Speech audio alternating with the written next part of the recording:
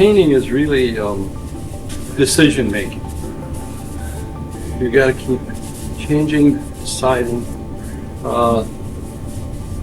When artists get real old, they put painting canvases in front of them, expect them to paint. They can't make decisions anymore. They don't mean so much.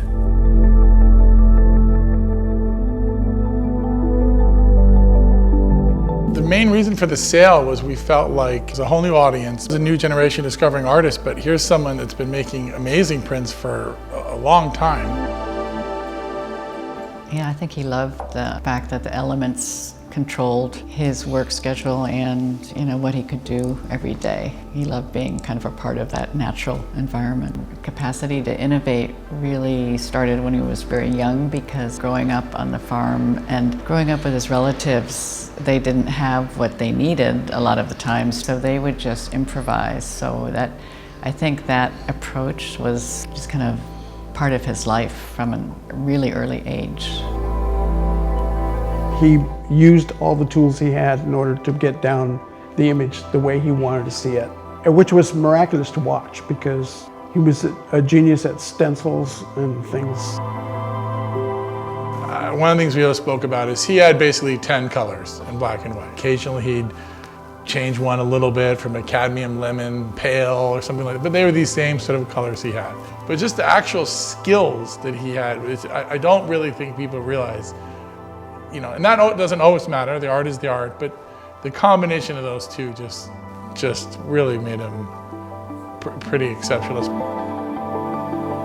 He would just get a piece of paper and do a drawing on it and then start cutting things out, and he would cut part of it out and then would shoot a plate and stuff and everything. And I said, like, where does that process go in your head? So in the beginning, they're sort of fragmented images. Then in the 80s, they're sort of cross-hatched. And then they start to just be swirling and beyond. In prints a lot, it's just really pushing what's possible in that picture plane. This is a maquette that Jim used in order to draw the separations for the F-111 print. And the maquette is actually a catalog from the Leo Castelli show.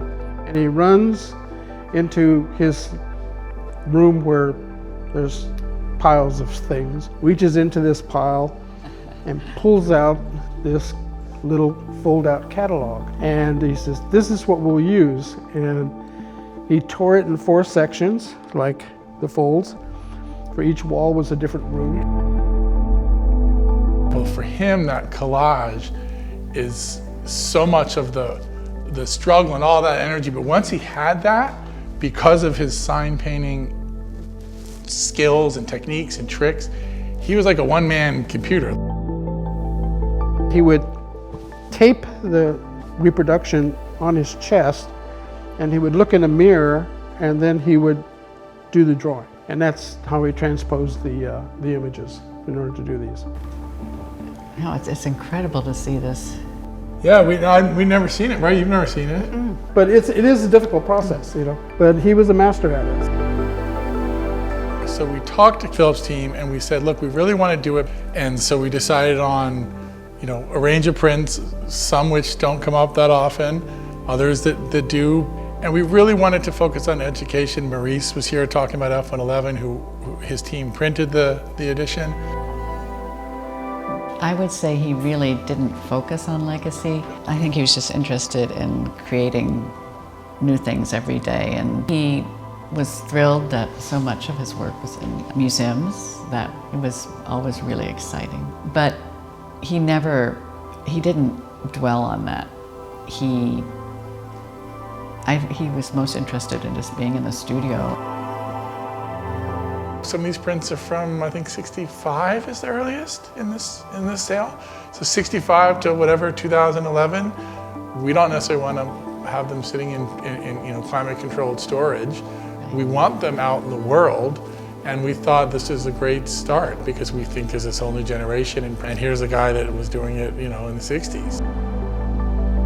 So many people don't really know his work. I think the print show will be very interesting for them to really see the range and how he thinks, and to have the source collages in the show as well will be really wonderful to kind of amplify everyone's knowledge. We're super excited. We think this is the perfect way to do it. We have about a 2-week showing, and there'll be a lot of knowledge shared about the prints, about the printmaking process, and also about Jim and his life.